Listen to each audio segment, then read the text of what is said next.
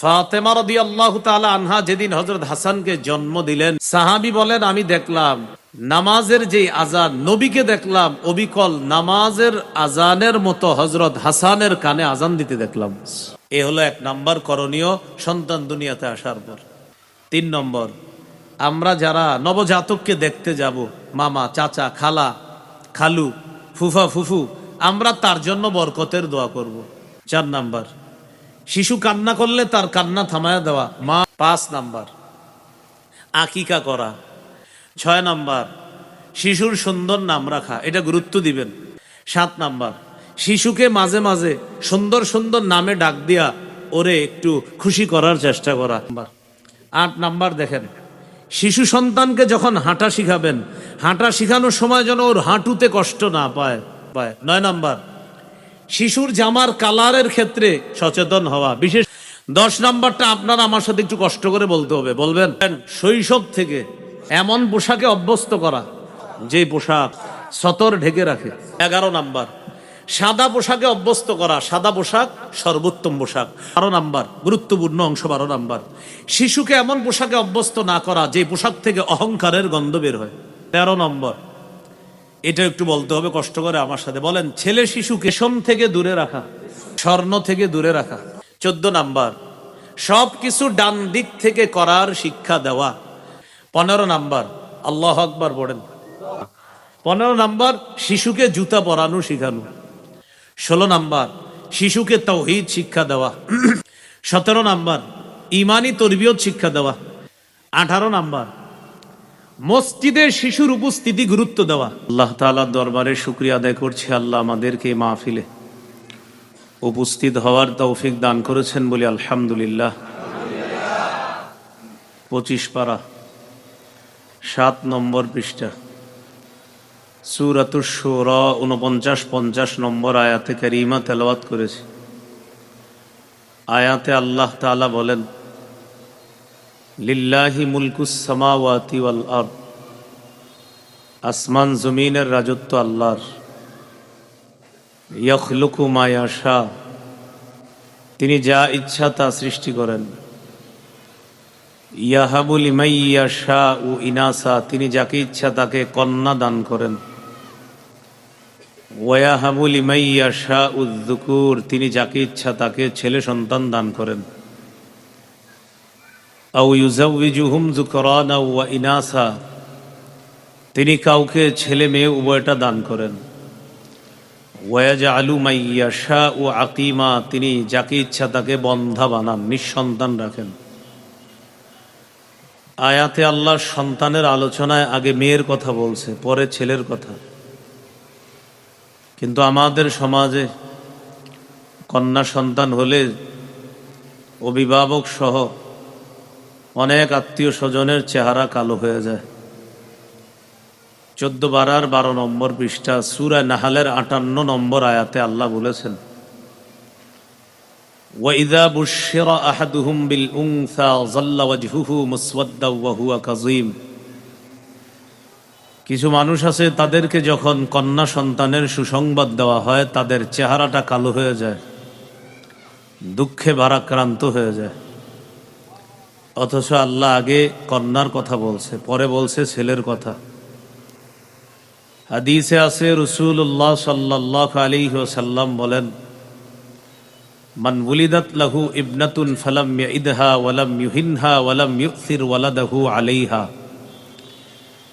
যার একজন কন্যা সন্তান আছে, সে যদি এই কন্যাকে কন্যা বলে অবজ্ঞা না করে, সে যদি কন্যাকে জাহিলি যুগের মতো জীবন্ত দাফন করে না দেয়, সে যদি কন্যার চেয়ে ছেলেকে বেশি আদর না করে, আদখালাহুল্লাহু বিহাল জান্নাহ, এক কন্যার অভিভাবককে আল্লাহ জান্নাতে প্রবেশ করাবেন।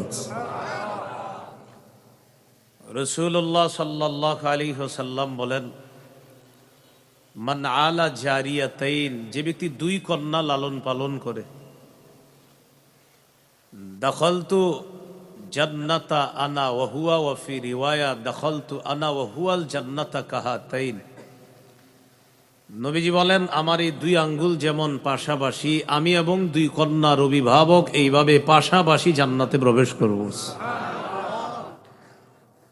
যার তিন কন্যা আছে, রাসূলুল্লাহ সাল্লাল্লাহু আলাইহি সাল্লাম বলেন, মান কানাত লাহু সালাসু বানাত, যার তিনজন মেয়ে আছে অথবা তিনজনের বেশি মেয়ে আছে, এই মেয়েদেরকে বাবা অভিভাবক সুন্দরভাবে লালন পালন করে।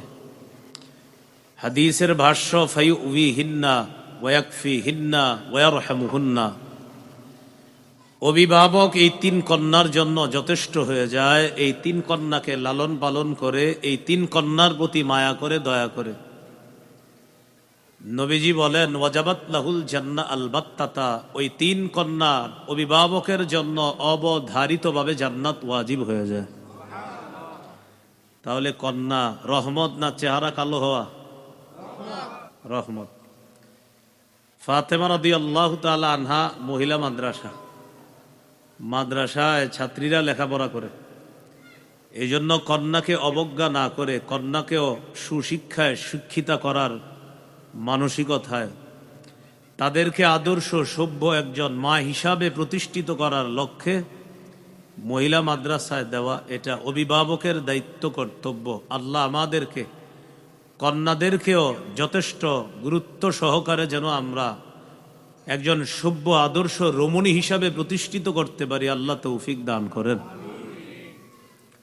সহিহ মুসলিমের হাদিস 3532 নম্বর হাদিস। এই হাদিসের মধ্যে আছে, রাসূলুল্লাহ সাল্লাল্লাহু আলাইহি সাল্লাম বলেন, আদ-দুনিয়া মাতা ও খায়রু মাতা'id দুনিয়া আল মারআতুস সালিহা, দুনিয়া ভোগের জায়গা। এই দুনিয়ার সবচাইতে শ্রেষ্ঠ সম্পদ একজন নেককার নারী, একজন নেককার স্ত্রী যদি কারো হয়, আল্লাহ তাকে পৃথিবীর সবচেয়ে শ্রেষ্ঠ সম্পদ দান করছে। তাহলে কন্যার দাম অনেক বেশি, কারণ কন্যা বোন হয়, কন্যা মা হয়, কন্যা হয়, কন্যা শাশুড়ি হয়। সবচেয়ে বড় ব্যাপার, আমরা সবাই কোনো না কোনো কন্যার পেট থেকে দুনিয়াতে আসছি, ঠিক না? কন্যা, এই জন্য বললাম, আমার মা কারো কন্যা, আপনার মা কারো কন্যা, আমাদের প্রত্যেকের মা আরেকজনের কন্যা। মা না হলে আমরা দুনিয়াতে আসতাম না। এই জন্য মায়ের অনেক দাম, কন্যার অনেক দাম। আল্লাহ আমাদেরকে গুরুত্ব সহকারে, আজকে যেই কথাগুলো শুনলাম, কন্যাদেরকেও যেন যথেষ্ট গুরুত্ব সহকারে আমরা আদর্শ সভ্য মানুষ করতে পারি, আল্লাহ তৌফিক দান করেন। কন্যা হোক অথবা ছেলে হোক, শুকরিয়া আদায় করার বিষয়। সহিহ মুসলিমের হাদিস, রাসূলুল্লাহ সাল্লাল্লাহু আলাইহি সাল্লাম বলেন, মুমিনের জীবনটা বড় আশ্চর্য। মুমিনের জীবনে কল্যাণ আসলে মুমিন শুকর আদায় করে। ফাকানা খায়রাল্লাহ, এই শুকরিয়া আদায় মুমিনের কল্যাণের কারণ হয়ে যায়। মুমিনের জীবনে কোনো বিপদ আসলে সবর, মুমিন ধৈর্য ধারণ করে। ফাকানা খায়রাল্লাহ, সবর করাও মুমিনের জন্য কল্যাণকর হয়ে যায়। শুকরিয়া আদায়, এটাও মুমিনের জন্য কল্যাণ। সবর করা, এটাও মুমিনের জন্য কল্যাণ। কৃতজ্ঞতা প্রকাশ করা, এটাও মুমিনের নাজাতের কারণ হয়ে যায়। সবর করা, এটাও মুমিনের নাজাতের কারণ হয়ে যায়। পুরো আলোচনাটা এতটুকু বুঝে থাকলে বলেন, কন্যা কার নেয়ামত, ছেলে কার নেয়ামত? উভয়টা হলেই শুকরিয়া আদায় করা। ছেলে মেয়ে দুনিয়াতে আসার পর প্রথম করণীয় তাদের কানে আজান দেওয়া। এইখানেও আমরা কন্যাদেরকে যথেষ্ট অবহেলা করি। ছেলে হইলে আজান দেয়, মেয়ে হইলে আজান দেওয়া দূরের কথা, ভুইলা যায়, কাউরে জানায়ও না হের যে মেয়ে হইছে। ছেলে হওয়ার আগেই পুরা ফেসবুকের মাধ্যমে সারা দুনিয়া জেনে ফেলে তার ছেলে হইছে। মেয়ে হওয়ার পর দিন কেটে যায়, বিকালে বন্ধুরা ফোন দিয়ে খোঁজ নেয়, কি খবর, আমাদের তো সুসংবাদ জানার কথা ছিল, কি অবস্থা, তোদের বাতিজি হইছে? তোকে বাতিজি হইছে। কখন আসছে দুনিয়াতে? সকাল 8টার দিকে। তো সকাল 8টায় দুনিয়াতে আমাদের ভাতিজি আসলো, তুই এখন বিকাল হয়ে গেল এখনো জানাইলি না? ব্যস্ততার কারণে জানাইতে মনে নাই। যদি ছেলে হইতো, যদি 8টায় দুনিয়াতে আসতো, 7টা 59 জানাই দিত আপনার। বুঝলেন? এগুলা না করা, ছেলে মেয়ে যে হোক তার কানে আজান দেওয়া। আল্লাহ আমাদেরকে কথাগুলা মনে রাখার তৌফিক দান করেন। আবু দাউদের হাদিস 5105 নম্বর হাদিস। হাদিসের বর্ণনাকারী উবাইদুল্লাহ ইবনে আবি রাফি রাদিয়াল্লাহু তাআলা তিনি বলেন, রাআইতু রাসূলুল্লাহি সাল্লাল্লাহু আলাইহি ওয়াসাল্লাম আযানা ফি উযুনিল হাসান ইবনে আলী ইবনে আবি তালিব রাদিয়াল্লাহু আনহুমা হিনা ওয়ালাদাতহু ফাতিমা রাদিয়াল্লাহু আনহা বিসসালাহ। যেদিন নবীজির নাতি হযরত হাসান দুনিয়াতে আসলেন, ফাতেমা রাদিয়াল্লাহু তাআলা আনহা যেদিন হযরত হাসানকে জন্ম দিলেন, সাহাবী বলেন আমি দেখলাম নামাজের যে আজান, নবীকে দেখলাম অবিকল নামাজের আজানের মতো হযরত হাসানের কানে আজান দিতে দেখলাম। এ হলো 1 নম্বর করণীয় সন্তান দুনিয়াতে আসার পর। 2 নম্বর করণীয় তাহনিক করা। তাহনিক মানে কোনো আল্লাহওয়ালা বুজুর্গের মুখ থেকে খেজুর চাবানো থুতু নিয়ে সন্তানের মুখে প্রথম খাদ্য হিসাবে দিবেন। সহিহ বুখারীর 3909 নম্বর হাদিস। এই হাদিসে আছে আব্দুল্লাহ ইবনে জুবায়ের রাদিয়াল্লাহু তাআলা, তিনি হলেন হিজরতকারী সাহাবীদের প্রথম সন্তান। মনে রাখবেন, যারা মক্কা থেকে হিজরত করে মদিনায় গিয়েছে, এই হিজরতকারী সাহাবীদের প্রথম যে সন্তান দুনিয়াতে আসছে তার নাম আব্দুল্লাহ ইবনে জুবায়ের। তিনি হলেন হযরত আসমা রাদিয়াল্লাহু তাআলা আনহার ছেলে। আবু বকর সিদ্দিক রাদিয়াল্লাহু তাআলা আনহুর মেয়ের ঘরের নাতি। তার মানে হযরত আবু বকর হলেন নানা, হযরত আসমা হলেন মা, আব্দুল্লাহ ইবনে জুবায়ের হলেন ছেলে, আর বাবার নাম হলো জুবায়ের। তাহলে বাবা জুবায়ের, মা হযরত আসমা, আর নানা হলেন আবু বকর সিদ্দিক রাদিয়াল্লাহু তাআলা। আসমা রাদিয়াল্লাহু তাআলা আনহা বলেন, আমার ছেলেটা দুনিয়াতে আসার পর নবীজির কাছে নিয়ে গেলাম। ওয়াদাতুহু ফি হাজরি, আল্লাহ রাসূলের কোলে রাখলাম। দা বিতামরা, নবীজি খেজুর আনলেন। ফামাদাগাহা, মাদাগা শব্দের অর্থ চাবানো, নবী খেজুর চাবাইলেন। ফাতাফালা ফি ফিহি, নবীজি খেজুর চাবানো থুতু আব্দুল্লাহর মুখে দিয়ে দিলেন। এখানে 2টা ফি বলছি, তাফালা ফি ফিহি। প্রথম ফি এটা হলো ইংরেজিতে টু আছে না, two going to, coming to আছে না, ওই টু ওইটা হলো ফির মতো আর কি আপনার। তো ইংরেজি যারা বুঝেন তারা বুঝার কথা। এই প্রথম ফি। দ্বিতীয় ফি মানে মুখ। তাহলে প্রথম ফি এটা হলো আপনার, এটাকে বলা হয় হরফুল জার। কি বলা হয়? হরফুল জার মানে হলো যেই হরফটা পরের যেই শব্দটা আসবে তাকে জের দিবে। তো প্রথম ফি এটা একটা হরফ, পরের ফি মানে মুখ। সুবহানাল্লাহ। তাহলে একটা হলো হরফ, একটা হলো অক্ষর, আর একটা হলো শব্দ। তো প্রথম ফি এটা হলো অক্ষর, পরের ফি এটা হলো শব্দ। নবীজি আব্দুল্লাহর মুখে থুতু দিয়ে দিলেন। তো এই থুতু যখন তার পেটে গেছে, আসমা রাদিয়াল্লাহু তাআলা আনহা বলেন, ফাকানা আউওয়ালা শাইইন দাখালা বাতনা আবিদিল্লাহ রিকু রাসূলিল্লাহ সাল্লাল্লাহু আলাইহি ওয়াসাল্লাম। আমার ছেলে আব্দুল্লাহর পেটে দুনিয়ার কোনো খাদ্য প্রথম যায় নাই, আল্লাহর রসুলের মুখের থুতু মুবারক আমার সন্তানের পেটে খাদ্য হিসাবে প্রথম খাদ্য গেছে। ওয়াহান্নাকাহু বিতামরা, নবীজি একটু খেজুর আব্দুল্লাহর মুখের ভিতরে তালুতে লাগায় দিছে। এটাকে বলে তাহনিক। কি বলে? তাহনিক। 3 নম্বর, আমরা যারা নবজাতককে দেখতে যাব, মামা, চাচা, খালা, খালু, ফুফা, ফুফু, আমরা তার জন্য বরকতের দোয়া করব। আবু দাউদের হাদিস 5106 নম্বর হাদিস। খুব মন দিয়ে শুনবেন। এই হাদিসের মধ্যে আছে আয়েশা রাদিয়াল্লাহু তাআলা আনহার বর্ণনা। তিনি বলেন, কানা রাসূলুল্লাহ সাল্লাল্লাহু আলাইহি ওয়াসাল্লাম ইউতা বিসসিবিয়ান ফায়াদউ লাহুম বিল বারাকাহ। রাসূলুল্লাহ সাল্লাল্লাহু আলাইহি সাল্লামের কাছে শিশুদেরকে আনা হতো, নবী তাদের জন্য বরকতের দোয়া করতেন। আমরাও যে কোনো শিশুকে দেখতে যাইলে, ছেলে হোক মেয়ে হোক, তার জন্য বরকতের দোয়া করব। আল্লাহ তৌফিক দান করেন। 4 নাম্বার, শিশু কান্না করলে তার কান্না থামায়া দেওয়া। মা ডেক ধুইতে গেছে, মা নামাজে দাঁড়াইছে, মা রান্নার কাজে আছে, আপনি বাবা ঘরে আছেন, শিশু কান্না করা শুরু করছে, তাড়াতাড়ি গিয়ে ওরে কোলে নিয়ে ওর কান্না থামান। মা যদি নামাজের মধ্যে থাকে, বাসায় যদি তখন কেউ না থাকে, মা লম্বা কেরাতের পরিবর্তে সংক্ষিপ্ত কেরাত দিয়ে নামাজ শেষ করে শিশুকে কোলে নিয়ে তার কান্না থামাতে হবে। ইসলাম শিশুর অধিকার এইভাবে রক্ষা করতে বলছে। দলিল সহিহ বুখারী 868 নম্বর হাদিস।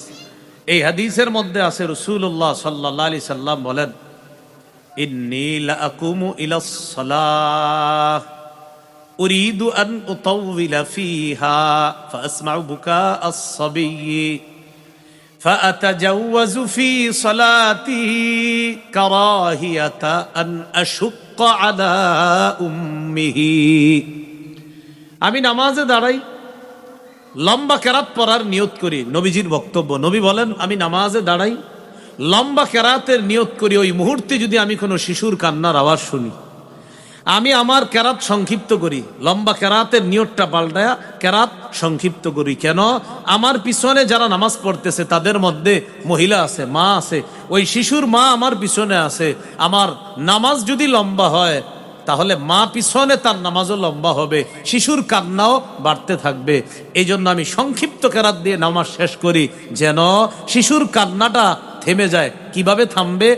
মা আমার পিছনে তাড়াতাড়ি নামাজ শেষ করে শিশুকে কোলে নিয়ে তার শিশুর কান্না থামাবে। আমি নবী সংক্ষিপ্ত কেরাতের মাধ্যমে মা এবং শিশুর অধিকার প্রতিষ্ঠিত করি। মায়ের অধিকার কি? মা যেন কষ্ট না পায়, এটা মায়ের অধিকার। শিশুর অধিকার কি? শিশুটা বেশি কানলে ওর কষ্ট হবে, এটা তার অধিকার। এ হলো 4 নাম্বার। 5 নাম্বার, আকিকা করা। রাসূলুল্লাহ সাল্লাল্লাহু আলাইহি সাল্লাম বলেন, ইন্নাল ইয়াহুদা তাউক্কু আনিল গুলাম ওয়ালা তাউক্কু আনিল জারিয়া। ইহুদিরা ছেলের আকিকা করত, মেয়ের আকিকা করত না। ফাউক্কু আনিল গুলামি শাতাইন ওয়া আনিল জারিয়াতি শাতান। তোমরা ছেলের পক্ষ থেকে 2টি ছাগল আকিকা করবা, মেয়ের পক্ষ থেকে 1টি ছাগল আকিকা করবা। তাহলে ইহুদিদের অভ্যাস ছিল, তারা ছেলের আকিকা করত, মেয়ের আকিকা করত না। আমাদেরকে নবী বললেন তোমরা ছেলের পক্ষ থেকে 2টি, মেয়ের পক্ষ থেকে 1টি পশু আকিকা করবা। মাসালা হলো, কারো যদি সামর্থ্য কম থাকে ছেলের পক্ষ থেকে 1টি পশু আকিকা করলেও সুন্নাহ আদায় হয়ে যাবে ইনশাআল্লাহ, যদি সামর্থ্য কম থাকে। কত গেল? 5। 6 নাম্বার, শিশুর সুন্দর নাম রাখা। এটা গুরুত্ব দিবেন, সুন্দর নাম রাখা। আবু দাউদের 4949 নম্বর হাদিস। قال رسول الله صلى الله عليه وسلم أحب الأسماء إلى الله عبد الله وعبد الرحمن। রাসূলুল্লাহ সাল্লাল্লাহু আলাইহি সাল্লাম বলেন, আল্লাহর কাছে সর্বাধিক পছন্দনীয় নাম হলো আব্দুল্লাহ, আব্দুর রহমান। হাদিসে আসছে সাহাবা একরাম নবীকে জিজ্ঞাসা করলেন, হুজুর সন্তানের জন্য মা বাবার অন্যতম করণীয় কি, আমাদেরকে একটু বলেন তো। নবীজি বললেন, আইয়ুহসিনা ইসমা ওয়া ইউহসিনা আদাবা। মা বাবার জন্য কর্তব্য হলো সন্তানের সুন্দর নাম রাখা আর সন্তানকে আদর্শ সভ্য মানুষ করার জন্য সুন্দর শিষ্টাচার শিক্ষা দেওয়া। এটা মা বাবার দায়িত্ব, কর্তব্য। কয় নাম্বার গেল? 6। 7 নাম্বার, শিশুকে মাঝে মাঝে সুন্দর সুন্দর নামে ডাক দিয়া ওরে একটু খুশি করার চেষ্টা করা। মনটা খারাপ, এমন কিছু বলবেন যেন ও হাসি দেয়, ওর মনটা যেন খুশি হয়ে যায়। এমন কিছু সুন্দর সুন্দর নাম ধরে তাকে ডাকা। উপনাম হতে পারে। আগে মুসলমানের মাঝে উপনামের চর্চা ছিল। উপনাম কি জানেন? আবু তাহের, আবুল কাসেম, আবু উমায়ের, এগুলাকে বলে উপনাম। এখন আমাদের মধ্যে আর এই সমস্ত চর্চা হয় না। আবু দাউদের হাদিস 4969 নম্বর হাদিস। এই হাদিসের মধ্যে আছে আনাস রাদিয়াল্লাহু তাআলা আনহুর ছোট ভাই ছিল, তার একটা পাখি ছিল। পাখি, হযরত আনাসের ভাইয়ের এই পাখিটা মারা গেছে। নবীজি তাদের বাসায় আসছে। আসার পর দেখলেন হযরত আনাস রাদিয়াল্লাহু তাআলা আনহুর ছোট ভাইয়ের মনটা খারাপ। নবীজি বললেন, ওর কি হইছে? ঘরের সদস্যরা জবাব দিলেন, হুজুর মাতা নুগরহু, তার পাখিটা মারা গেছে। রাসূলুল্লাহ সাল্লাল্লাহু আলাইহি সাল্লাম তখন তাকে বললেন, ইয়া আবা উমাইর মা ফাআলান নুগাইর। যারা আরবি বুঝেন তারা এই বাক্যের হাকিকত বুঝার কথা। নবীজি মিলায়া 2টা বাক্য বলছে, ইয়া আবা উমাইর মা ফাআলান নুগাইর। নবীজি বললেন, ও আবু উমাইর, ওই ছোট্ট মানুষটাকে বললেন, ছোট্ট পাখিটা কি করলো? নবীজি তারে বলতেছে, ছোট্ট পাখিটা কি করলো? মারা গেল না? আহা, কি করলো পাখিটা? নবীজি তারে বলতেছে। এখন দেখেন, ছন্দের মতো দুটি বাক্য মিলায় বললেন, ইয়া আবা উমাইর মা ফাআলান নুগাইর।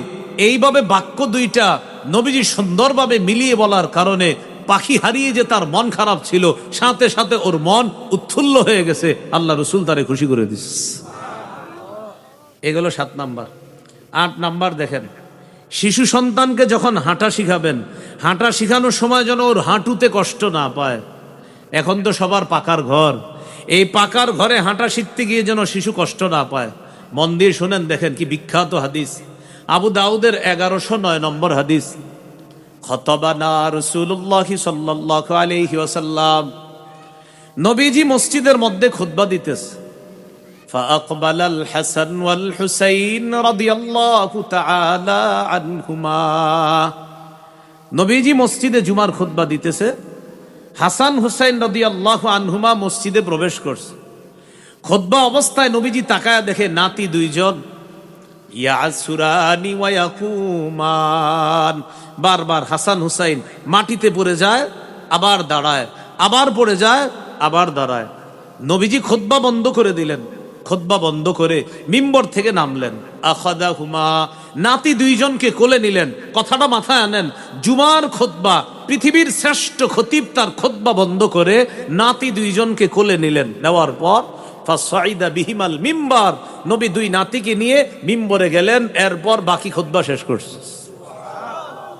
কি শিখাইলেন? হাদিসের শেষে নবী বলেন, লাম আসবির, আমি সহ্য করতে পারি নাই।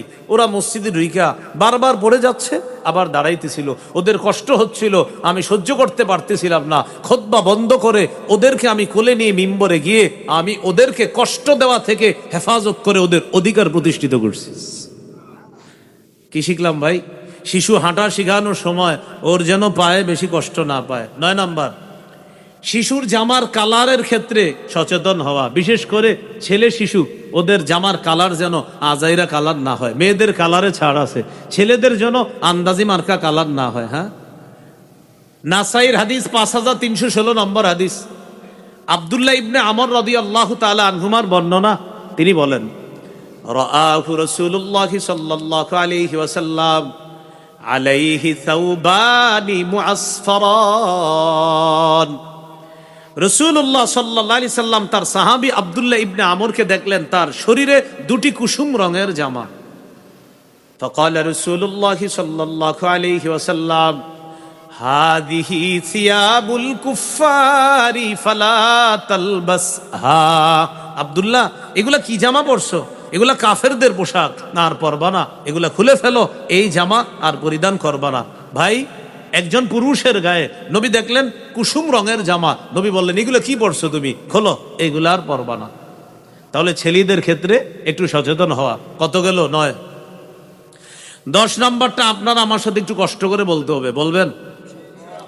বলেন। শৈশব থেকে এমন পোশাকে অভ্যস্ত করা যে পোশাক সতর ঢেকে রাখে। এই কথাটা গুরুত্ব দিবেন। শিশুর সতরের কি মাসালা? ওর তো কোনো গুনাহ নাই, কিন্তু ওরে ছোটবেলা থেকে শিখাবেন। ও যখন হাঁটু ঢাইকা প্যান্ট পরা শিখবে, মাশাল্লাহ, আল্লাহ চাইলেও যখন লম্বা হবে ওর প্যান্টটা ছোট হবে।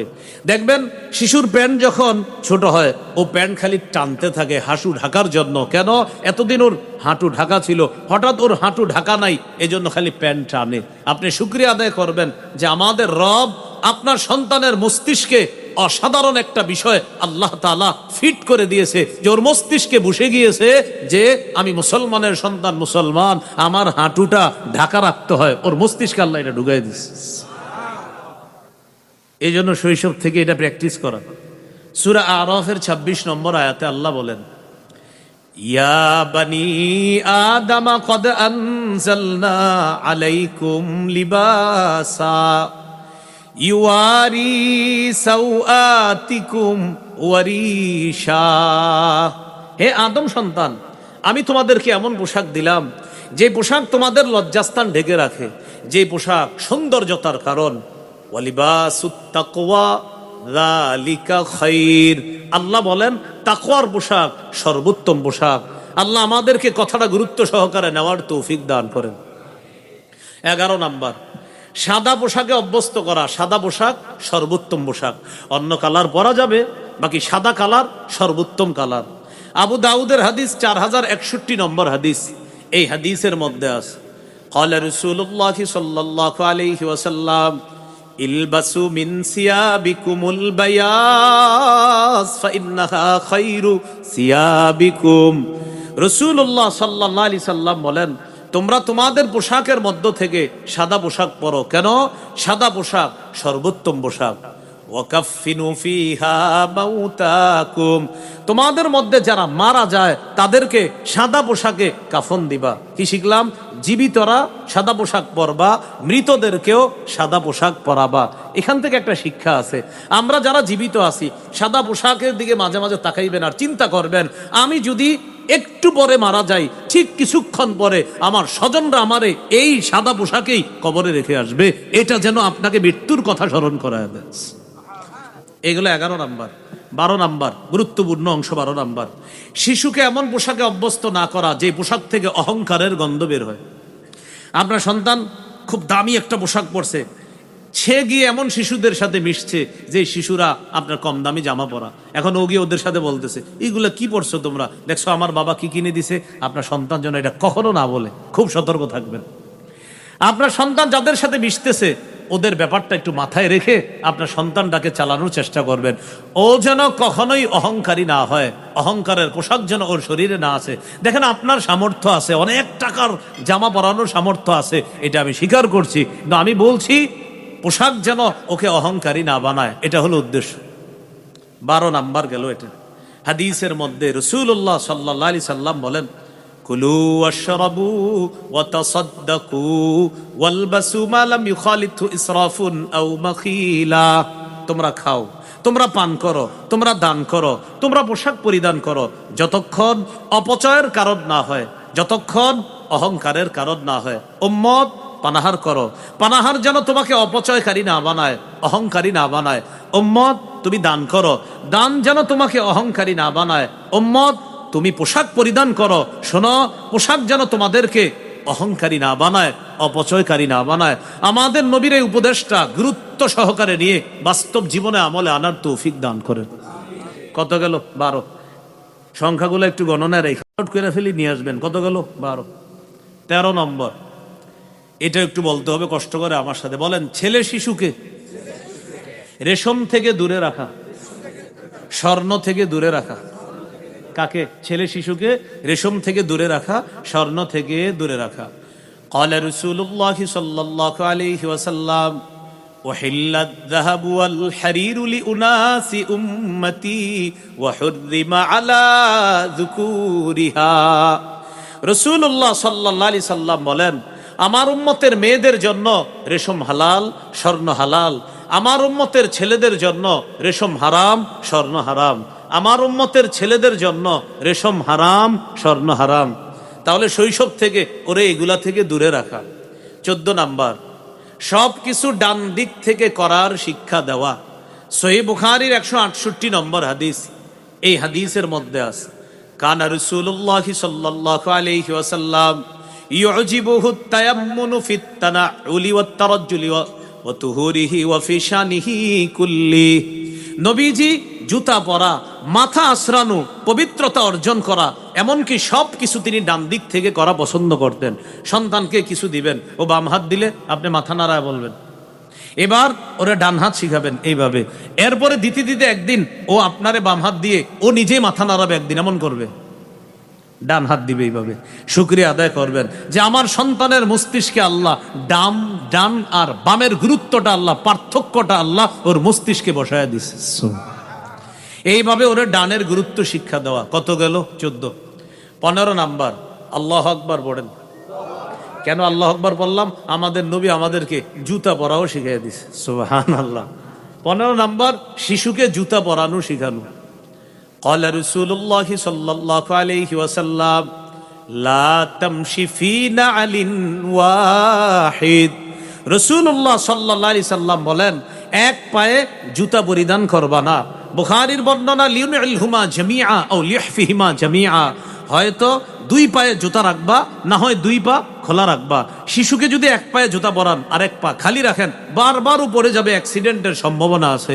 নবী বলেন হয়তো দুই পা খোলা রাখবা, না হয় দুই পায়ে জুতা পরিধান করবা, এক পায়ে জুতা পরিধান করবা না। এই গেল 15। 16 নাম্বার, শিশুকে তাওহীদ শিক্ষা দেওয়া। কি শিক্ষা দেওয়া?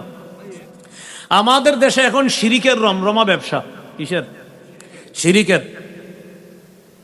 সামান্য কিছু মানুষ শিরিকের অনুসারী আমাদের দেশে, সামান্য কিছু মানুষ প্রকৃত শিরিকের অনুসারী, কিন্তু 90 ভাগের বেশি মুসলমান জনসংখ্যার মধ্য থেকেও শিরিকের অনুসারীদের সাথে এমন ভাবে মিশে যায়, মিশে গিয়ে এমন ভাবে তাদের সাথে একত্বতা পোষণ করে যে কে মুসলমান আর কেউ মুসলিম এটা পার্থক্য করা কষ্টকর হয়ে যায়। মুসলমান গর্তে গিয়ে যদি ইমান ঠিক রাখতে হয় সেখানে চলে যান, গর্তের মধ্যে ঢুকে ইমান ঠিক রাখেন, তাও ইমানটা বিসর্জন দিয়েন না। মনে রাখবেন, বলেন আমার সাথে সবাই, উদার হওয়া ভালো, তবে উদারতার নামে আদর্শ বিসর্জন দেওয়া ভয়ঙ্কর খারাপ। কি বললাম? উদার হওয়া ভালো, উদারতার নামে আদর্শ বিসর্জন দেওয়া এটা ভয়ঙ্কর খারাপ। আদর্শ বিসর্জন দেওয়া যাবে না। আদর্শের উপর অটল থেকে চেষ্টা করে যাওয়া। 100 বছরও যদি লাগে ইসলাম প্রতিষ্ঠিত হওয়ার জন্য 100 বছরই চেষ্টা চালাবেন, কিন্তু আদর্শ বিসর্জন দেওয়া যাবে না। আপনার সন্তানকে ওসিয়ত করে যাবেন, আমি ইসলাম কায়েমের চেষ্টা করেছি, পারি নাই, তুমি চেষ্টা করবা। তুমি তোমার সন্তানকে ওসিয়ত করবা, তুমি তোমার সন্তানকে ওসিয়ত করবা। এইভাবে যতদিন লাগুক, কিন্তু আদর্শ বিসর্জন দেওয়া যাবে না। কেন? মুসলমানদের দুনিয়াতে হারানোর কিছু নাই, মুসলমান চেষ্টা করবে। দুনিয়াতে আল্লাহ দিলে আলহামদুলিল্লাহ, নাও যদি দেয় সবর করা, কারণ আখেরাতে নিশ্চিত এটার প্রতিদান আল্লাহ দান করবে। এজন্য মুসলমান দুনিয়াতে চেষ্টা করবে এই নিয়তে, দিলে আলহামদুলিল্লাহ, না দিলেও আমি আল্লাহর কাছে পেয়ে যাব। তাই মুসলমানের এখানে হারানোর কিছু নাই, তবে ঈমান হারিয়ে গেলে বড় মুশকিল হয়ে যাবে। আল্লাহ আমাদেরকে হেফাজত করেন। 16 নম্বর, তাওহীদ শিক্ষা দেওয়া। বলেন আমার সাথে, আল্লাহ এক।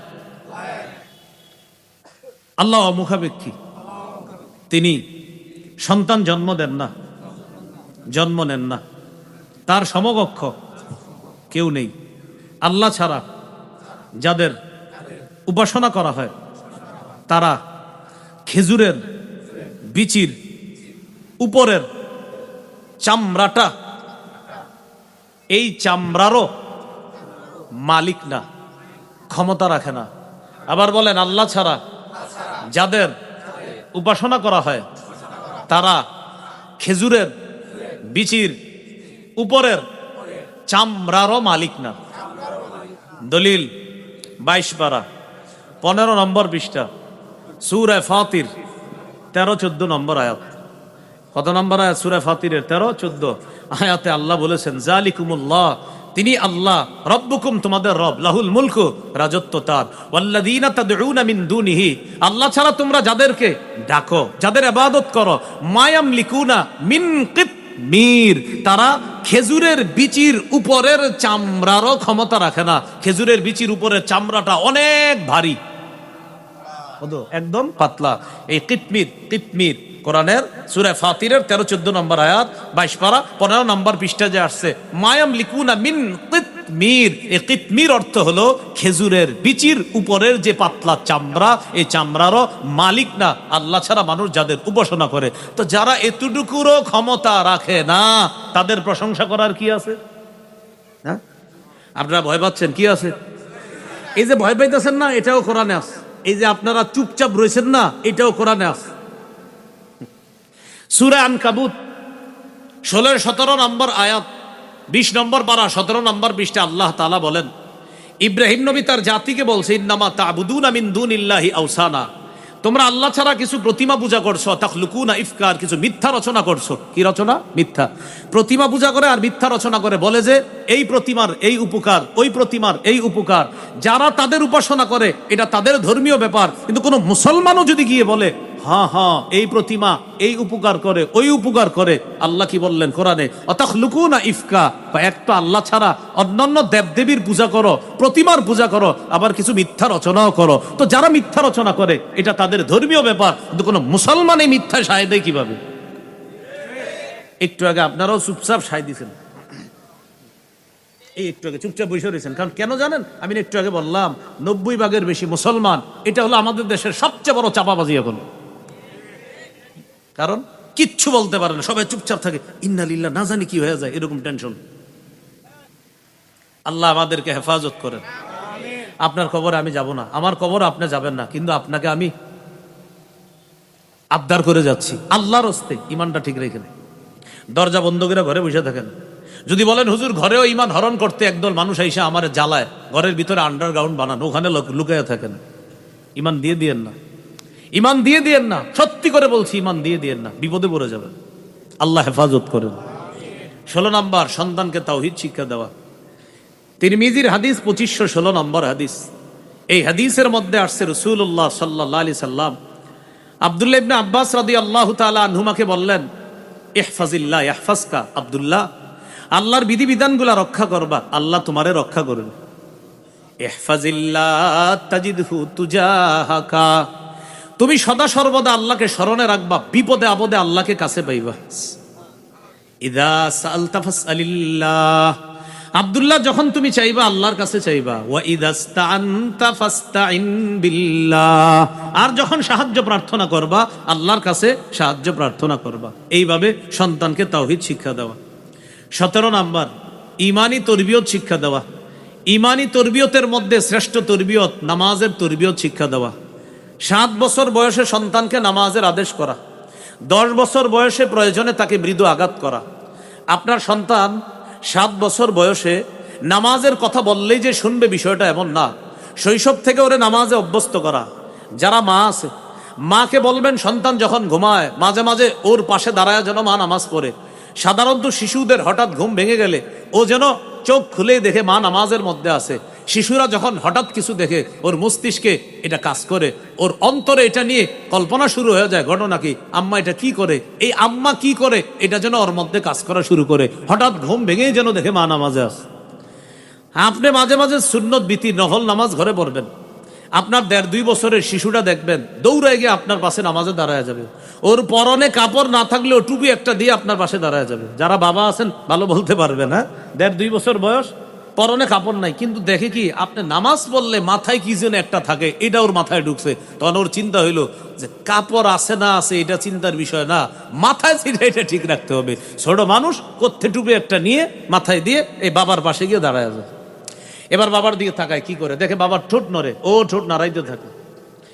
এবার যখন রুকুতে যায় তো ও রুকুতে যায়, তো ছোট্ট মানুষ। এবার রুকুতে যাওয়ার পরে বাবা যে সুবহানা রব্বিয়াল আজিম পরে, এই সুয়ের সিনের আওয়াজটা ওর কানে গেছে, ওর মাথায় কাজ করছে, ঘটনা কি, আব্বাকে কিছু পরে নাকি। এবার এমনি তাকায়, কি করে, তো দেখে কি বাবার ঠোঁট নড়ে, এবার ওরও ঠোঁট নড়ে।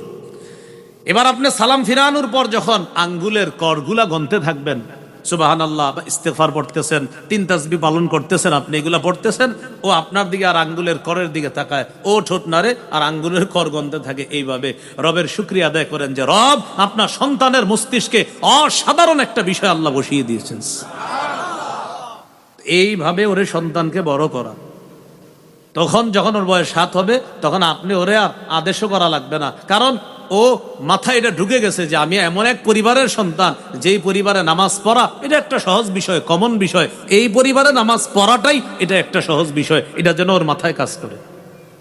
রাসূলুল্লাহ সাল্লাল্লাহু আলাইহি সাল্লাম বলেন, মুরু আওলাদাকুম বিসসালাহ ওয়া হুম আবনাউ 7 সিনিনা ওয়াদরিবুহুম আলাইহা ওয়া হুম আবনাউ 10 সিনিনা। তোমাদের সন্তানের বয়স যখন 7 হয় তখন তাকে নামাজের আদেশ করো, যখন বয়স 10 হয় প্রয়োজনে তাকে মৃদু আঘাত করো। কত নাম্বার গেল? 17। আপনি পাশে পড়ছেন, আপনি একটু পরে কিন্তু জিজ্ঞাম, কিন্তু আপনার একটু পরে আপনি কিন্তু বলতে হবে, হ্যাঁ। 18 নাম্বার, মসজিদে শিশুর উপস্থিতি গুরুত্ব দেওয়া। কোন জায়গায়? মসজিদে শিশুর উপস্থিতি গুরুত্ব দেওয়া। এটা মন দিয়ে শোনেন। বর্তমান সমাজে আমাদের অনেক সন্তানরা, শিশুরা, 6-7 বছরের শিশুরা মসজিদে গেলে হঠাৎ যদি ওরা কোনো দুষ্টামি করে, মুরব্বীরা ওদেরকে এমন ধমক দিয়ে বের করে দেয় মসজিদ থেকে, ও আর 2-3 মাসও মসজিদের কাছে আসে না। 18 নাম্বার, শিশুকে মসজিদে গেলে মসজিদে ওর উপস্থিতি গুরুত্ব দেওয়া। এবার আমি আপনাদেরকে একটা পরামর্শ হিসাবে বলি, 4-5 জন শিশু মসজিদে যদি আপনি নিয়ে যান, ওদেরকে যদি একসাথে নামাজের কাতারে দাঁড় করায় দেন, ওরা কিন্তু মসজিদে এলাকায় রাখবে না, অন্য কোথাও নিয়ে যাবে। এখন আপনারা একটা বুদ্ধি করবেন, অভিভাবকরা প্রত্যেক শিশুকে আপনার সাথে দাঁড় করান, এক কোণায় আপনি দাঁড়ান, আপনার সাথে আপনার শিশু, মাঝে খাম্বা আছে মনে করেন কথার কথা, এখানে আরেক অভিভাবক তার শিশু নিয়ে দাঁড়াবে, আরেক কোণায় আরেক শিশু নিয়ে দাঁড়াবে। এইভাবে শিশুরে মসজিদে আটকান, মসজিদ থেকে বের করে দেন না। আপনারা যখন রুকুতে যাবেন, ওরা কিন্তু ওদের নেটওয়ার্ক ঠিক রাখে, রুকুতে গেলে সবাই এইভাবে নেটওয়ার্ক ঠিক রাখে, তো দুষ্টামি করতে পারে না। এগুলো জানেন, যারা সন্তানের বাবা আছেন আপনারা জানার কথা। তো এইভাবে ওদেরকে মসজিদে আটকান, মসজিদে ওদেরকে মসজিদমুখী করেন। কেন? নবীজি সাল্লাল্লাহু আলাইহি সাল্লাম ইমাম সাহেবকে বলছে, ইমাম সাহেব আপনি যখন নামাজ পড়াবেন 4 শ্রেণীর মুসল্লিরে গুরুত্ব দিয়ে আপনি নামাজ পড়াতে হবে। সুবহানাল্লাহ। ক্বালা রাসূলুল্লাহ সাল্লাল্লাহু আলাইহি ওয়াসাল্লাম ইযা আম্মা আহাদুকুমুন নাস ফালইউখাফফিফ। নবীজি বলেন, তোমাদের কেউ যখন মানুষের ইমামতি করবা, 4 শ্রেণীর মুসল্লির প্রতি লক্ষ্য রেখে নামাজ একটু সহজ করবা। 4 শ্রেণীর মুসল্লির প্রতি লক্ষ্য রেখে নামাজ একটু সহজ করবা। 1 নাম্বার, ফাইন্না ফীহিমুদ দাঈফা, মুসল্লিদের মধ্যে দুর্বল মুসল্লি আছে। 2 নাম্বার, ওয়াজ মারিদা, মুসল্লিদের মধ্যে অসুস্থ মুসল্লি আছে। 3 নাম্বার, ওয়াস সাগীরা, মুসল্লিদের মধ্যে শিশু মুসল্লি আছে। সুবহানাল্লাহ। কে আছে বলেন, কে আছে? শিশু 3 নাম্বার। 4 নাম্বার, ওয়াল কাবীরা, বৃদ্ধ মুসল্লি আছে। বলেন 4 শ্রেণীর মধ্যে শিশুর কথা আছে কিনা? এখন বলেন, ইমাম সাহেবরে নবী বলছে 4 শ্রেণীর প্রতি গুরুত্ব দিয়ে নামাজটা একটু সহজ করেন, 4 শ্রেণীর মধ্যে শিশু আছে, তাহলে শিশুকে মসজিদে নবী আটকাতে বললেন না বের করে দিতে বললেন? আল্লাহ আমাদেরকে কথাগুলা গুরুত্ব সহকারে অনুধাবন করে এই 18 নম্বর অধিকার, শিশুকে মসজিদে তার উপস্থিতি গুরুত্ব দিয়ে এখন থেকে আমরা শিশুদের উপস্থিতি মসজিদে বাড়ানোর চেষ্টা করব। তবে দুষ্টামি যেন তারা না করে, ওই কৌশলটা আমরা অবলম্বন করব, অভিভাবক পাশে থাকার চেষ্টা করব। আল্লাহ কথাগুলা মনে রাখার তৌফিক দান করেন। 19 নম্বর, শিশুকে কোরআন শিক্ষা দেওয়া। আজকে আপনারা যে মাহফিলটা করছেন, মাশাআল্লাহ, আল্লাহ আপনাদেরকে সওয়াব দান করেন, উভয় জগতে জাযায়ে খায়ের দান করেন। কিন্তু জানেন, আপনারা এরকম 100 মাহফিল করলে আল্লাহর কাছে যত পুরস্কার পাবেন, এর চেয়ে বেশি পুরস্কার পাবেন মসজিদের মক্তবগুলারে যদি জিন্দা করেন। মসজিদের কি জিন্দা করলে? সবাই জোরে বলেন, কি? আগে বাংলাদেশের মসজিদের মক্তবগুলাতে সকালবেলা 150-200 ছাত্রছাত্রী হইতো, কিন্তু এখন দেখেন মসজিদের মক্তবগুলাতে ওই পরিমাণ ছাত্রছাত্রী হয় না। সকালবেলা মাইক দিয়ে হুজুরে ঘোষণা করে, মক্তবের ছাত্রছাত্রীরা তোমরা মক্তবে চলে আসো, এইভাবে ঘোষণা করে। এই জন্য আজকের মাহফিলের আয়োজক যারা আছেন, নিঃসন্দেহে আপনারা এই মসজিদের সাথেও সম্পৃক্ত আছেন। আপনারা এই এলাকার যত মসজিদ আছে, মসজিদের মক্তবের গুরুত্বগুলা বাড়ান। কেন? একজন আলেম, উনি আলেম হয় মাদ্রাসায় পড়ে, মাদ্রাসায় মক্তব আছে, তিনি মক্তবে পড়ে, তারপর হেফজখানায় পড়ে, তারপর মাওলানা হয়, মুফতি মুহাদ্দিস হয়। কিন্তু আপনার এলাকার যে মেয়েটা ডাক্তার হবে, আপনার এলাকার যে ছেলেটা ইঞ্জিনিয়ার হবে, ব্যারিস্টার হবে, পুলিশের বড় পদে যাবে, আর্মির বড় পদে যাবে, এই সন্তানটা বিশুদ্ধ কোরআন শিখবে মসজিদের মক্তব থেকে। এই জন্য মসজিদের মক্তব থেকে একজন আর্মি, একজন পুলিশ, একজন র্যাব, একজন ডাক্তার, ইঞ্জিনিয়ার, ব্যারিস্টার, একটা মেয়ে শিশু থাকা অবস্থায় তারা এই মসজিদ থেকে বিশুদ্ধভাবে যেন কোরআন শিখতে পারে, এটা আজকের মাহফিলের দায়িত্বশীল যারা আছেন আমি আপনাদেরকে বলবো, আল্লাহর হস্তে মুসলমানের সন্তানকে শৈশবে বিশুদ্ধ কোরআন শিক্ষা দেওয়ার ব্যাপকভাবে একটু চিন্তা করেন। বিশেষভাবে না, ব্যাপকভাবে। আবার বলছি, বিশেষভাবে না, ব্যাপকভাবে। ব্যাপক বলতে মানে সবাই বিশুদ্ধ কোরআন শিখবে, এটা ব্যাপকতা। আর বিশেষ চিন্তা করবেন যে 1 শ্রেণীর মানুষ আলেম হবে, এটা বিশেষ চিন্তা। আর ব্যাপক চিন্তা, প্রত্যেকটা মুসলমানের সন্তান বিশুদ্ধ কোরআন শিখবে। মনে থাকবেন ইনশাআল্লাহ। মঞ্চে ওলামায়ে হযরত আছেন, ইমাম সাহেবরা আছেন, আমি আপনাদেরকে হাত পা জোর করে আমি আপনাদেরকে পায়ে ধরে বলবো, এরকম করেন। আপনারা এই মাহফিলে আমারে যত সহজে পেয়ে যাবেন, মক্তব করেন, ওই মক্তবের ছোট্ট কোথাও দাওয়াত দিয়েন, এর চেয়ে আরো সহজে পেয়ে যাবেন ইনশাআল্লাহ। আপনারা মক্তব করেন, মসজিদের মক্তবগুলা জিন্দা করেন, ইনশাল্লাহ জিন্দা করেন। 7-8 জন 10-12 দিন দিয়ে শুরু করেন, ওদের সামনে আমারে নিয়ে আসেন, আমি ওদের সামনে কথা বলবো ইনশাল্লাহ। তো মসজিদের মক্তবগুলা আল্লাহর হস্তে আপনারা জিন্দা করেন, আল্লাহ তৌফিক দান করেন। তো বলছিলাম 19 নম্বর, কোরআনের শিক্ষা, এটা শৈশব থেকে দেওয়া। কি শিখলাম ভাই? ব্যাপকভাবে আমরা চিন্তা করব। আমারই আপনারা চিন্তা করবেন, এই নবীনগরের প্রত্যেকটা মুসলমানের সন্তান বিশুদ্ধ কোরআন শিখতে হবে, এটা আমরা মাথায় রাখতে হবে ইনশাআল্লাহ। তিরমিজির হাদিস 2909 নম্বর হাদিস। এই হাদিসের মধ্যে আছে রাসূলুল্লাহ সাল্লাল্লাহু আলাইহি সাল্লাম বলেন, খায়রুকুম মান তাআল্লামাল কুরআনা ওয়া আল্লামা। তোমাদের মধ্যে সর্বোত্তম ওই ব্যক্তি যে কোরআন শিখে অন্যকে শিখায়। দেখেন না কি সুন্দর করে শিখায় সকালবেলা হুজুরে। হামজা লাম জবর আল, হামিম জবর হাম, আল হাম, ডাল পেশ দু, আলহামদু, ছোট্ট একটা বেত নিয়ে কি মনে পড়ে জীবনগুলা। আব্দুর রহিম এদিকে পর, তুই পর, বা জবর বা, শিন জবর শাহ, বাসা, র দুই পেশ রুন, বাসারুন, যা তুই যা, তুই এদিকে পর, নুদ জবর না, সদ জবর স, না স, র জবর র, না স র। নবীজি কি বলে জানেন? খায়রুকুম, খায়রুকুম। এই শোনো, এই যে পড়ছে আর যে পড়তেছে, যে পড়াইতেছে, আমি নবী এদেরকে তোমাদের মধ্যে সর্বোত্তম বলে ঘোষণা করলাম। এ হলো 19 নম্বর। তো কোরআনের শিক্ষা দেওয়া, আল্লাহ আমাদেরকে গুরুত্ব অনুধাবন করার তৌফিক দান করেন। 20 নম্বর, বড় আজীব কথা, সন্তানের সাথে খেলাধুলা করা। এখন তো বাবারা সন্তানের সাথে খেলাধুলা করেই না, কারণ বাবারা খুব ব্যস্ত। ওনারা বাসায় আসার পরও ব্যস্ত হয়ে যায়, কারণ পকেটে যেই চার কোনার জিনিস আছে ওইটা নিয়ে বারান্দায় গিয়ে বসে যায়। উনি অনেক ব্যস্ত, প্রচুর ব্যস্ত, সন্তানের সাথে খেলে না। আমি আপনাদেরকে এখন একটা হাদিস শোনাবো, পৃথিবীর শ্রেষ্ঠ নানা, পৃথিবীর শ্রেষ্ঠ নাতির সাথে খেলার হাদিস শোনাবো এখন। পৃথিবীর শ্রেষ্ঠ নানা, শ্রেষ্ঠ নাতির সাথে। ইবনে মাজাহ 144 নম্বর হাদিস। সুবহানাল্লাহ। রাসূলুল্লাহ সাল্লাল্লাহু আলাইহি সাল্লাম বের হয়েছে, মদিনার গলি দিয়ে হাঁটতেছে, কয়েকজন সাহাবী আছে সাথে, আরেক সাহাবীর বাসায় নবীজিরে দাওয়াত দিছে। তো নবীজি সাহাবীদেরকে নিয়ে যাইতেছে ওই সাহাবীর বাসায়। ওয়া হুসাইনুন ইয়ালআবু ফিস সিক্কা। হঠাৎ দেখি কি নবীজির নাতি হযরত হুসাইন রাদিয়াল্লাহু তাআলা, ছোট মানুষ, তিনি মদিনার গলিতে খেলতেছে। নবীজি যখন নাতিকে দেখলেন, সবাই রে নবীজি এইভাবে পিছনে সরায়া সবার সামনে চলে গেলেন। এই হুসাইন খেলতেছে। হ্যাঁ, নবীজিকে যেই মাত্র হযরত হুসাইন দেখলেন, দেখার পর ইয়াফিররু হা হুনা ওয়া ফিররু হা হুনা, যেই মাত্র নানারে দেখছে, নাতি একবার এদিকে পালায় আর একবার এদিকে পালায়। নবীজিও নাতিরে ধরার জন্য একবার এদিকে দৌড়ায় আর একবার এদিকে দৌড়ায়। হাদিসে আসছে ইউলাইবু, নবী তার নাতির সাথে খেলতেছে, ওয়া ইউদাহিকু, নবী হাসতেছে, নাতিও হাসতেছে, পাশে সাহাবায়ে কেরাম এই সুন্দর দৃশ্য উপভোগ করতেছে। নাতি একবার এদিকে যায়, নানা আপনারা ধরতে দিব না, আবার এদিকে যায়, নানা যেন ধরতে না পারে। নবীজিও নাতির সাথে এইভাবে দৌড়াইতেছে আর হাসতেছে, আর নবীজি খুব উপভোগ করতেছে। এক পর্যায়ে এক হাত রাখলেন থুতনির নিচে, আর এক হাত মাথার মাঝখানে রেখে বললেন, হুসাইনুন মিন্নি ওয়া আনা মিন হুসাইন। হুসাইন আমার, আমি হুসাইনের। আহাব্বাল্লাহু মান আহাব্বা হুসাইনান। হুসাইনকে যে ভালোবাসলো, আল্লাহ তাকে ভালোবাসলো। কত গেল? 20। প্রিয় অভিভাবকরা, সন্তানরা একটু সময় দিন, ওদের সাথে একটু খেলাধুলা করেন। তখন কি হবে জানেন?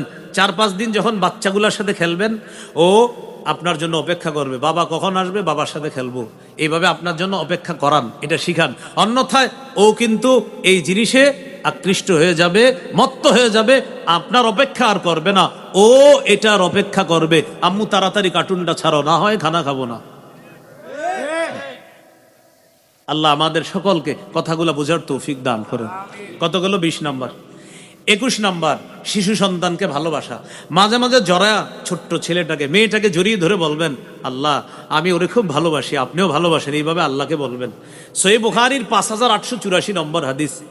নবীজি একদিন বাজার থেকে আসার পর নবীজি বললেন, আইনা লুকা। লুকা এটা আরবি শব্দ, এটার বাংলা হলো হ্যাংলা পাতলা শিশু। নবীজি বললেন, আইনা লুকা, আচ্ছা আমার হ্যাংলা পাতলা শিশুটা কই? শিশু মানে হযরত হাসান কোথায়? হযরত হাসান দেখতে হ্যাংলা পাতলা ছিলেন। আয়েশা বললেন, আমার হ্যাংলা পাতলা ভাই কোথায়? আমার হ্যাংলা পাতলা সন্তান কোথায়? কোথায় হাসান, কোথায়? হাসান দৌড়ে আসছে। আসার পর ইলতাজামাহু, নবীজি হযরত হাসানকে বুকের সাথে জড়ায়া ধরে বললেন, আল্লাহুম্মা ইন্নী উহিব্বুহু, আল্লাহ আমি হাসানকে খুব ভালোবাসি। ফা আহিব্বা, আল্লাহ আপনিও আমার হাসানকে ভালোবাসেন। ওয়া আহিব্বা মাইয়ুহিব্বু, আল্লাহ আমার হাসানকে যে ভালোবাসবে, আমি নবী আপনাকে বলে দিলাম, আপনিও তাকে ভালোবাসেন। কত নাম্বার গেল? 21। 22 নাম্বার, দেখেন আমার দিকে, শিশুকে রানে বসানো। রানে, শিশুকে রানে বসানো, রানে বসিয়ে মাঝে মাঝে আদর করবেন শিশু সন্তানকে। আজকে এই সুন্নাহটা এই নিয়তে পালন করবেন যে নবী শিশুকে রানে বসাইছে, আমিও বসাইলাম। কেন? আমার নবীর সুন্নাহ জিন্দা করলাম। আজকে বাসায় গিয়ে এই সুন্নাহটা, যাদের শিশু আছে ইনশাআল্লাহ এই সুন্নাহটা আদায় করার চেষ্টা করবেন। সহিহ বুখারীর 6003 নম্বর হাদিস।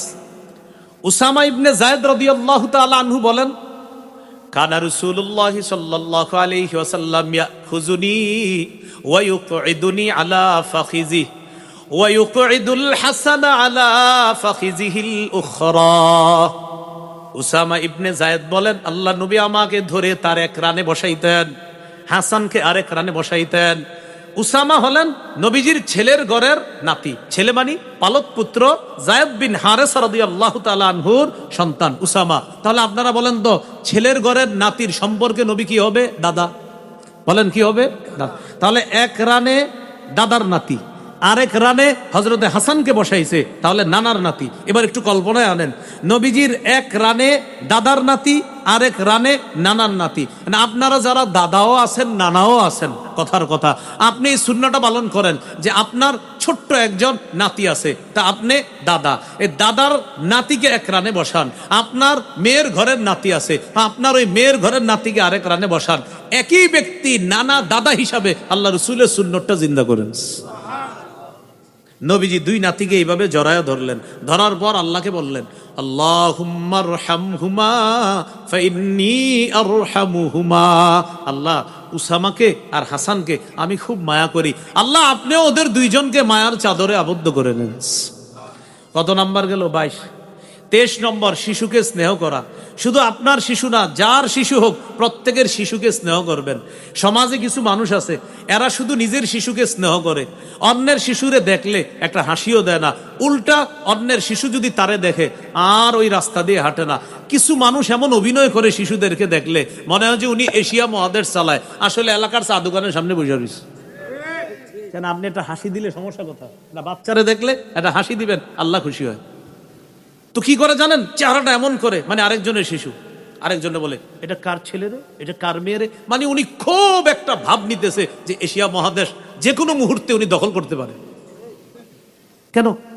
আপনি কেন এইভাবে জিজ্ঞাসা করতেছেন এটা কার ছেলে কার মেয়ে? আপনার চেহারা কেন এমন থাকবে? একটা বাচ্চা মানুষের ব্যাপারে আপনার চেহারা এমন কেন হবে বলেন?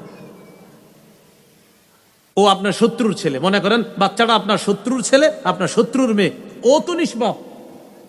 এইভাবে চেহারাটা খারাপ করে নবীজি বলে না, লাইসা মিন্না মান লাম ইয়ারহাম সগীরানা ওয়া লাম ইয়ারিফ শারাফা কাবীরিনা। যে ব্যক্তি ছোটদেরকে স্নেহ করে না আর বড়দেরকে শ্রদ্ধা করে না, নবী বলেন তারা আমার উম্মতের অন্তর্ভুক্ত না। তিরমিজি 1920 নম্বর হাদিসে আসছে, নবী বলেন যারা ছোটকে স্নেহ করে না, বড়কে শ্রদ্ধা করে না, তারা আমাদের অন্তর্ভুক্ত না। কি শিখলাম ভাই? শুধু আমাদের শিশু না, আমরা যে কোনো শিশু এক একটা ফুল, তাদেরকে দেখলে একটা মুস্কি হাসি দেব ইনশাআল্লাহ। কত নাম্বার গেল? 23।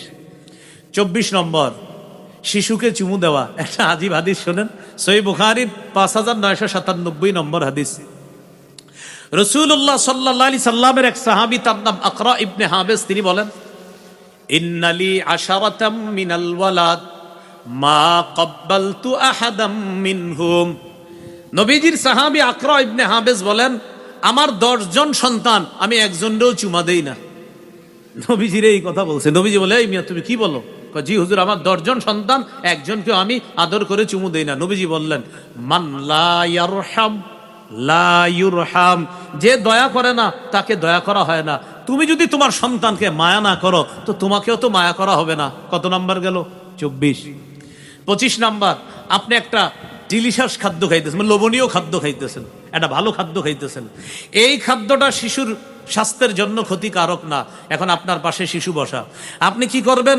ওরে প্রথমে দিবেন, দেওয়ার পরে যদি পুরাটা খেয়ে ফেলে আলহামদুলিল্লাহ, আর ও যদি দয়া করে আপনার একটু দেয় তাও আলহামদুলিল্লাহ, কিন্তু আগে ওরে দিবেন। কত নাম্বার? 25 নাম্বার। 25, 24 না, 24 কোনটা? 25, হ্যাঁ 25।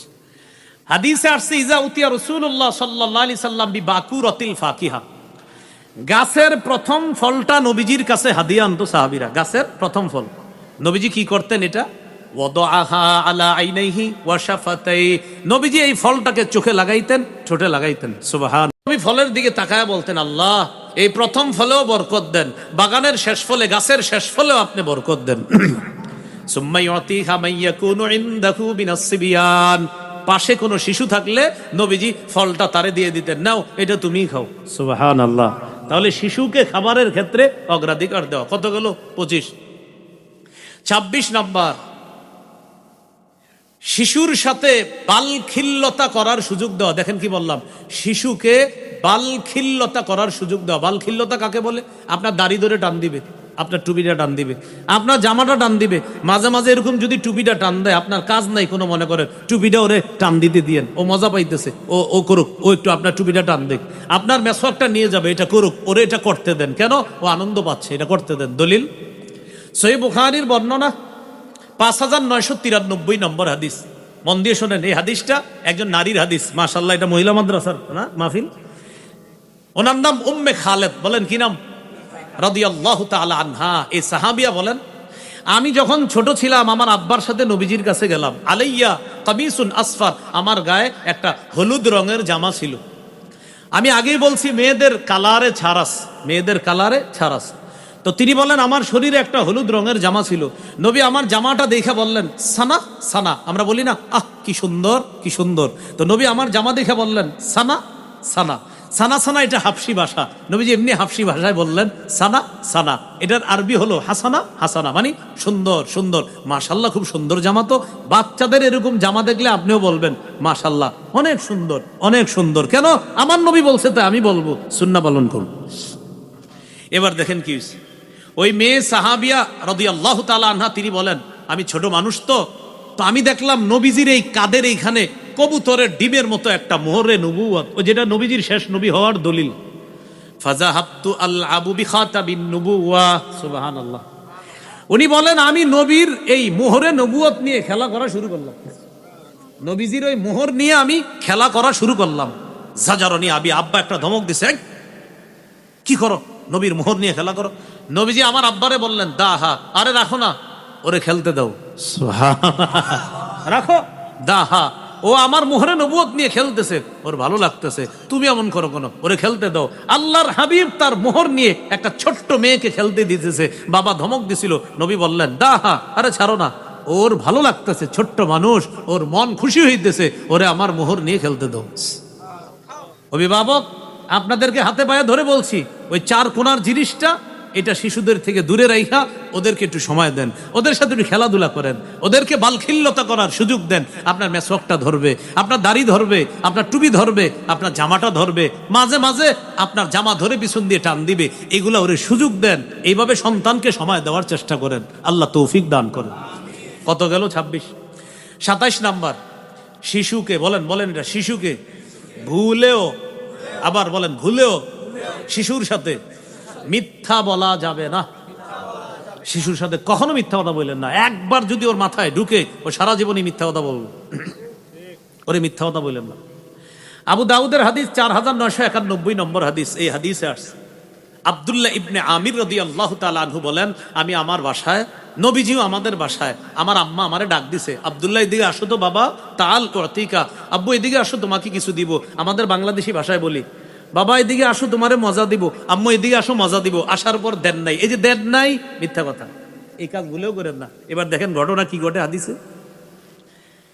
মা বললেন বাবা এদিকে আসো, ও অতিকা, আমি তোমারে কিছু দিব। নবীজি ওই পাশ থেকে আওয়াজ শুনে ফেলছেন। নবীজি বললেন, এই মা আরত্তি আন্তু অতিহি, আচ্ছা তুমি তোমার ছেলেরে আসলে কিছু দিবা? কি দেওয়ার ইচ্ছা করছো বলো তো? ওই মহিলা বললেন অতিহি তামার, হুজুর তাকে আমি খেজুর দিব। নবীজি বললেন আসলে খেজুর দিবা তো? বললেন জি হুজুর, আসলে খেজুর দিব। নবী বললেন লাউলাম তুতিহি শাইআ, তুমি যদি তোমার সন্তানকে এইভাবে আদর করে ডাকার পর কিছু না দিতা, কুতিবাত মিনকি ইনদাল্লাহি কাযিবা, তোমার নামে আল্লাহর কাছে একটা মিথ্যা কথা লেখা হতো। সবাই টেনশনে পড়ে গেছে এখন যারা আছে, কারণ এই মিথ্যা কথা জীবনে প্রচুর হয়েছে, ঠিক না? এই যে সবাই টেনশনে পড়ছেন, কারণ কত বলছেন চিপস কিনে দিবেন, দেন নাই। চলো চলো তোমারে খেলনাটা কিনে দিচ্ছি, দেন নাই। কত বলছেন মজা কিনে দিব, আপনি দেন নাই। আপনি যদি না দেন, বললেন না, কান্না করুক, ওরে মিথ্যা শিখায়েন না। কত গেল ভাই? 27। আপনি আবার কমাই দেন কেন? 27 কত নাম্বার গেল? 27 নাম্বার। 28 নাম্বার, বলেন খেলায় মগ্ন, বলেন শিশুকে হঠাৎ বাধা না দেওয়া। শিশু খেলতেছে, ওরে হঠাৎ বাধা দিয়ে না, মস্তিষ্কে সমস্যা হতে পারে। আস্তে ধীরে বুঝায় শুনায় নিয়ে আসবেন, হঠাৎ বাধা দিবেন না। নবীজি খেলায় মগ্ন শিশুদেরকে হঠাৎ বাধা না দিয়ে প্রথমে গিয়ে আসসালামু আলাইকুম বলে একটা সালাম দিতেন। আসসালামু আলাইকুম, কি অবস্থা? শিশুদেরকে নবীজি একটা সালাম দিয়ে, চিন্তা করে একটু মাথায় আনেন, আল্লাহ নবী খেলায় মগ্ন শিশুদেরকে কিছু বলার জন্য যদি যাইতেন, প্রথমে নবীজি খুব ধীরস্থিরভাবে শান্তভাবে শিশুদের দিকে তাকায়া আসসালামু আলাইকুম একটা সালাম দিতেন।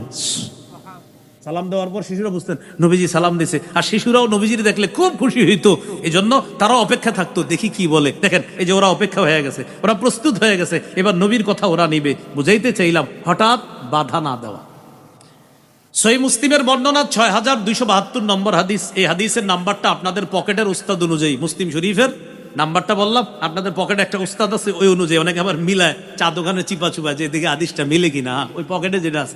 যদিও এটা না বললে আমার সমস্যা ছিল না, এটা কিন্তু আন্তর্জাতিকভাবে ফলো করা হয় না, এটা শুধু বাংলাদেশে ফলো করা হয়, এই জন্য আপনাদেরকে বলে দিলাম। হ্যাঁ, এই হাদিসের মধ্যে আছে, আনাস রাদিয়াল্লাহু তাআলা আনহু বলেন, নবীজি একদিন আমার একটা কাজে পাঠাইছে। পাঠানোর পর আমি বাহিরে এসে দেখি পোলাপান খেলতেছে, ওদের সাথে আমিও শুরু করে দিলাম খেলা। নবীজি আমারে খুঁজতে খুঁজতে বেরিয়েছে, কোথায় গেল এটা ছোট মানুষ হয়তো জানাস। নবীজি আইসা দেখে কি আনা আল্লাহ আবু মাল গিলমান, ছোট্ট ছোট্ট মানুষগুলোর সাথে আমিও খেলতেছি। আমাদেরকে নবীজি হঠাৎ বাধা না দিয়ে সাল্লামা আলাইনা, নবী আমাদের সবগুলা শিশুদেরকে একটা সালাম দিলেন। সালাম দেওয়ার পর আমারে ডাইকা এরপরে কাজে পাঠাইছে। তাহলে কি শিখলাম ভাই? হঠাৎ বাধা না দেওয়া। আমরা কি করি জানেন? পেট একটা নিয়ে গিয়া, এই খারো, তোর খবর আছে, শিশু আপনার কাছে আসবে দূরের কথা, আল্লাহ না করেন অনেক সময় হারায়া যায়, ভয়ে কোথায় জানি চলে গেছে। কত নাম্বার গেল? 28। 29 নাম্বার, শিশুকে শৈশব থেকে গুনাহের কিছু শিক্ষা দিয়েন না, গুনাহের পরিবেশ থেকে দূরে রাখেন। এখানে আমার বয়ান যারা শুনছেন, পুরুষ অভিভাবক আছেন, পর্দার আড়ালে হয়তো মা বোনরাও আলোচনা শুনছে, যেহেতু মহিলা মাদ্রাসায় হয়তো মা বোনরা আছে। আমি আপনাদেরকে আল্লাহর হস্তে বলি, ঘরটাকে গুনামুক্ত পরিবেশ বানানো, ঘরটাকে গুনামুক্ত পরিবেশ বানানো। আপনার সন্তানকে আপনি গুনামুক্ত একটা জীবন দেওয়ার চেষ্টা করেন। আপনি বলতে পারেন, হুজুর শিশুর তো গুনাহ নাই, কথা সত্য। 3 শ্রেণীর গুনাহ লেখা হয় না। হাদিসে আসছে, রুফি আল কালামু আন সালাসা, 3 ব্যক্তির গুনাহ লেখা থেকে কলম উঠিয়ে নেওয়া হয়েছে। 1 নাম্বার, আনিন নাইমি হাত্তা ইয়াস্তাইকিজা, ঘুমন্ত ব্যক্তির গুনাহ লেখা হয় না যতক্ষণ সে জাগ্রত না হয়। 2 নাম্বার, ওয়ানিল মুবতালা হাত্তা ইয়াবরা, পাগলের গুনাহ লেখা হয় না যতক্ষণ সুস্থ না হয়। 3 নাম্বার, ওয়ানিস সাবী হাত্তা ইয়াকবার, শিশু যতক্ষণ বড় না হয় তার গুনাহ লেখা হয় না। এই কথা সত্য, কিন্তু শিশুরে যদি গুনাহ শিখান, আরবি প্রবাদ আছে, আত-তালিমু ফিস সিগর কান-নকশি ফিল হাজার, পাথরে খোদাই করা যেমন, শিশুর শৈশবে শিক্ষাটাও তেমন। পাথরে খোদাই করা যেমন, শৈশবে শিশুর শিক্ষাটাও তেমন। গুনাহ যদি ওর মাথায় খোদাই হয়ে যায়, তাহলে কিন্তু গুনাহ ওর মস্তিষ্কে বসে যাবে। তাই শৈশব থেকে গুনাহ শিখায়েন না। কত গেল? 29। 30 নাম্বার, শিশুকে মা থেকে আলাদা করেন না। বাবার বাড়িতে ঝগড়া হয়েছে, দাদারা বাড়ির লোকেরা হুমকি দেয়, বেশি ফাইজলামি করলে সন্তানের মুখ কিন্তু দেখবা না। বাহ, কি হুমকি দিল! মা 10 মাস 10 দিন রাখছে উনি, আর হেরে হুমকি দেয়, তোমারে সন্তান থেকে আলাদা করে দিব। আপনার শরম করলো না এই কথাটা বলতে? যে শিশুটারে উনি 10 মাস 10 দিন রাখলো, হইতে পারে একটা ঝগড়া হয়ে গেছে তার সাথে, ঝগড়া এই হুমকি আসবে কেন? বেশি ঝামেলা করলে সন্তানের মুখ কিন্তু দেখবা না, এরকম মারে হুমকি দেয় না, এটা নিষেধ। তিরমিজির হাদিস 1566 নম্বর হাদিস, রাসূলুল্লাহ সাল্লাল্লাহু আলাইহি সাল্লাম বলেন, মান ফাররাকা বাইনা ওয়ালিদাতিন ওয়া ওয়ালাদিহা ফাররাকাল্লাহু বাইনাহু ওয়া বাইনা আহিব্বাতিহি ইয়াউমাল কিয়ামা। যে ব্যক্তি মাকে আর তার শিশুকে আলাদা করে, শিশুকে যে তার মা থেকে আলাদা করে, ওই ব্যক্তিকে আর তার আপনজনদেরকে কিয়ামতের ময়দানে আল্লাহ আলাদা করে দিবে। বলি নাউজুবিল্লাহ। কত নাম্বার গেল? 30। 31 নাম্বার, এই মাহফিলে যারা আছেন আপনারাই শুনেন মন দিয়ে। শিশু কোনো মজলিসে তার অভিভাবকের সাথে বসা, হঠাৎ পিছন দিয়ে আপনি আসছেন, আইসা কি করলেন? শিশুরে সরাই দিলেন, এই যা শর্ত, আপনি ওখানে বসলেন। নবীজি বলেন এটা নিষেধ। শিশুকে আর তার অভিভাবককে আলাদা কইরা তুমি মাঝখানে বইসো না, জায়গা পাইলে বসো, না পাইলে তুমি পিছনে দাঁড়ায় থাকো, শিশুরে সরায়ও না। রাসূলুল্লাহ সাল্লাল্লাহু আলাইহি সাল্লাম বলেন, লা ইয়াজলিসু রাজুলু বাইনা রাজুলি ওয়া বাইনা ইবনিহি, শিশুর বাবা আর শিশুর মাঝে আলাদা করে তুমি মাঝখানে বসবা না। এই কত নম্বর গেল? 31 নম্বর। 32 নম্বর, শিশুকে ধমক না দেওয়া। কি ধমক না দেওয়া বলেন তো? ধমক না দেওয়া। সহিহ বুখারীর বর্ণনা 6038 নম্বর হাদিস, আনাস রাদিয়াল্লাহু তাআলা আনহু বলেন, খাদামতু রাসূলুল্লাহি সাল্লাল্লাহু আলাইহি ওয়াসাল্লাম 10 সিনিনা, আমি 10 বছর নবীর খেদমত করেছি। মা কালালি উফিন ওয়ালা লিমা সানাতা ওয়ালা আল্লাহ সানাতা, নবী কখনো বলে নাই এটা কেন করেছো, এটা কেন করনি। নবী কখনো ধমক দেয় নাই, কখনো বলে নাই। ভাই কত নম্বর গেল? 32 না 32, কি কয় 31, 32 গেছে, হ্যাঁ 32। 33 নাম্বার, শিশুকে ছোটবেলা থেকে ভদ্রতা শিখায় দেওয়া, মানুষের ব্যাপারে ওর ভিতরে যেন প্রতারণা না আসে, এটা শিখানো। আবু দাউদের হাদিস, তিরমিজিরও হাদিস, 2678 নম্বর হাদিস। এই হাদিসের মধ্যে আছে, আনাস রাদিয়াল্লাহু তাআলা আনহু বলেন, নবী আমাকে বলছে, আনাস, ইন কদারতা আন তুসবিহা ওয়া সুমসিয়া ওয়া লাইসা ফি কলবিকা গিশুন লি আহাদিন ফাফাল। আনাস, তুমি যদি পারো, তোমার রাতটা এমন হয়, তোমার দিনটা এমন হয় যে তোমার অন্তরে কোনো মুসলমানের প্রতি বিদ্বেষ নাই, মানুষের প্রতি বিদ্বেষ নাই, তুমি এমনটাই হওয়ার চেষ্টা করবা।